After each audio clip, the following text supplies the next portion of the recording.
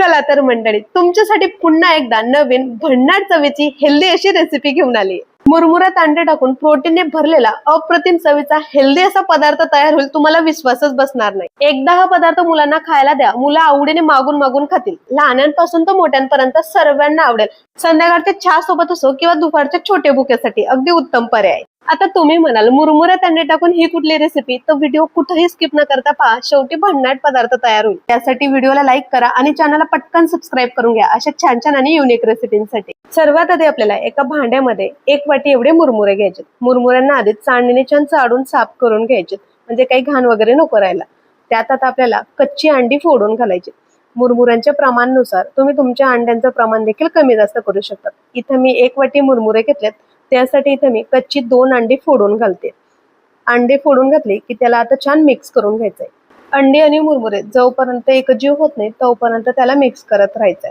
छान आता मिक्स करून झालेलं आहे, त्यात बारीक कट केलेला गाजर घालते, बारीक चिरून घेतलेली हिरवी मिरची घालते। हिरवी मिरचीचं प्रमाण तुमच्या आवडीनुसार कमी जास्त करून घ्या। बारीक कापलेला कांदा, अर्धी वाटी शिमला मिर्च, अर्धी वाटी टोमॅटो घालते आणि त्यासोबत बारीक कापून घेतलेला असा कोथिंबीर घालते, त्यामुळे चव अजूनच छान येते। त्यासोबत 2 चमचे एवढं बेसन पीठ घातलेलं आहे, चवीपुरता मीठ घालायचंय, अर्धी चमची एवढं चिली फ्लेक्स घालून आता छान मिक्स करून घेते।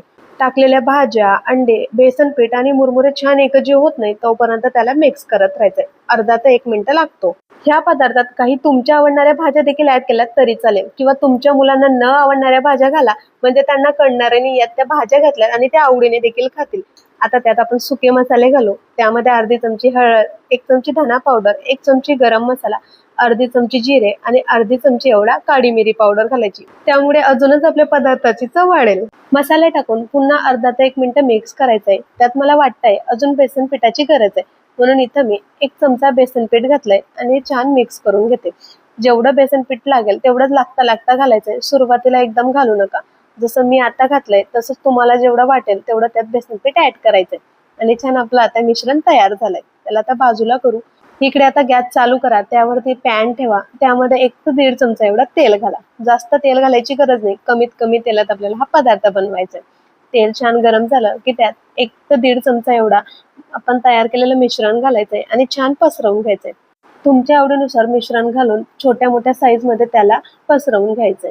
इथं मी छोटे छोटे पॅनकेकच्या साईज मध्ये मिश्रण टाकून घेतलंय आणि छान आता चमचीने पसरवून घेते।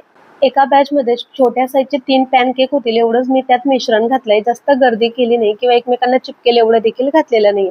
थोडा गॅप असायला हवाय, म्हणजे आपलं मिश्रण छान सुटसुटीत होईल, एकमेकांना चिपकणार नाही आणि छान फ्राय देखील होईल।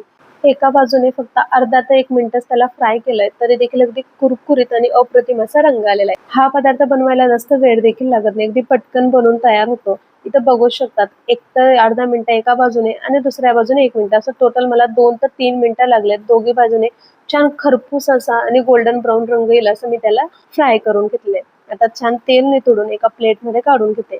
वरून अगदी कुरकुरीत, आतून जाडीदार आणि मऊ असे आपले टिक्के बनवून तयार होतात, अप्रतिम लागतात। मुलांना जर खायला दिले तर मुलं अगदी आवडीने खातात। दुपारच्या छोट्या भुकेसाठी मुलांनी जर काही खायला मागितलं तर हा अगदी उत्तम पर्याय आहे। कुठलाही पूर्व तयारी न करता अगदी झटपट बनणारा हा नाश्ता आहे। तुम्ही एकदा नक्कीच बनवून बघा आणि कसं झालं मला कमेंट मध्ये कळवा। रेसिपी आवडल्यास व्हिडिओला लाईक, शेअर आणि चॅनलला सबस्क्राईब करायला विसरू नका।